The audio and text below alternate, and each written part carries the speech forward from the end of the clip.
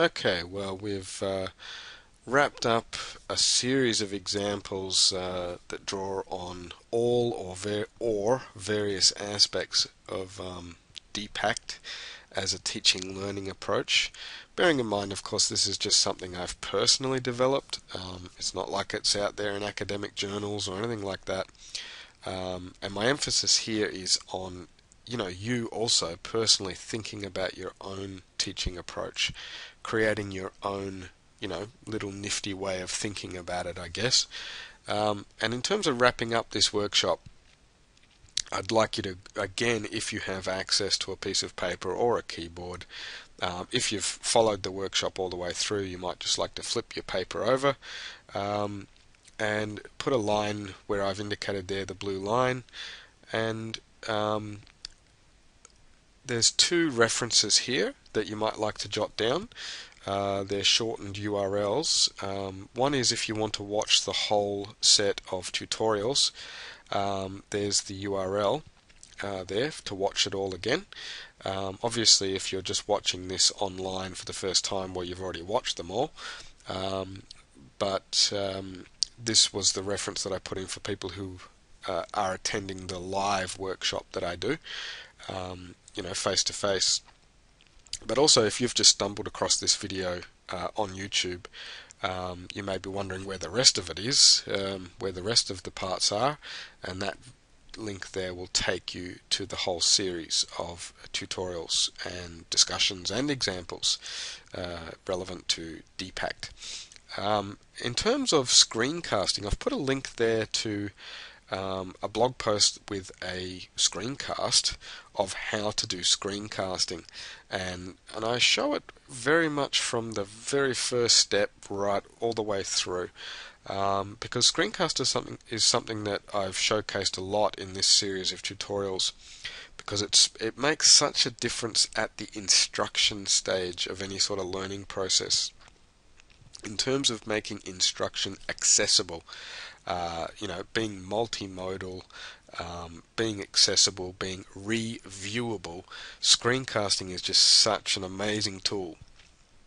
So I've put a link there to that resource, and it's a video there that I've made showing you in very careful step-by-step fashion how to go about screencasting.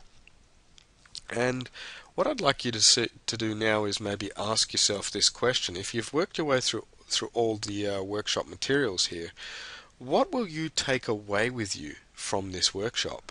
You've seen lots of ideas and lots of examples.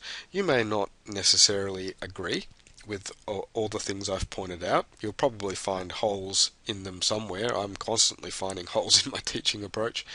But hopefully there's been at least one or two things that, really stuck out for you. And might be something that you might like to think about more in your own teaching approach. So you might like to just jot down a couple of those things that you think might be worth taking away and thinking about more and trying out for yourself. And the last thing I'd like to point out is, well, why am I asking you that question? And I did that at the start of the workshop as well. I asked some initial questions and then said, well, why am I asking these questions? And I guess what I'm trying to show you is I'm practicing what I'm preaching here. At the start of the workshop, I asked you some questions along the lines of, what do you think is the most important challenge in teaching in general? For me, it's engagement, but for you, it might have been something slightly different. And I think the other questions were, make your own acronym for your own teaching approach and make some predictions about what this workshop's going to cover. And that was part of the discovery process. That idea of finding out where you're at and where you come from in this whole process and what you think I might be doing with this workshop to help you make those predictions and invest a little bit in the process. And here at the end, I'm saying, well, what do you intend to take away from the workshop? I guess I'm encouraging you to do a bit of critical thinking.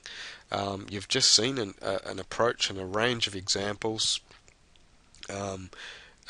Is there anything worth taking away? Is there anything worth thinking about more in your own teaching practice?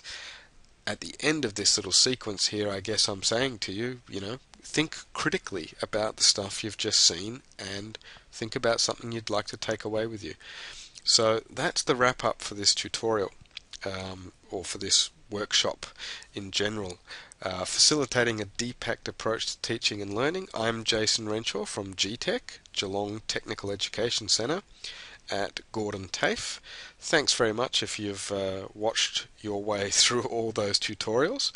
And as I said, I hope at least something in there inspires you or has piqued your curiosity and has given you something to try out or to think about more. Good luck with your teaching and your learning.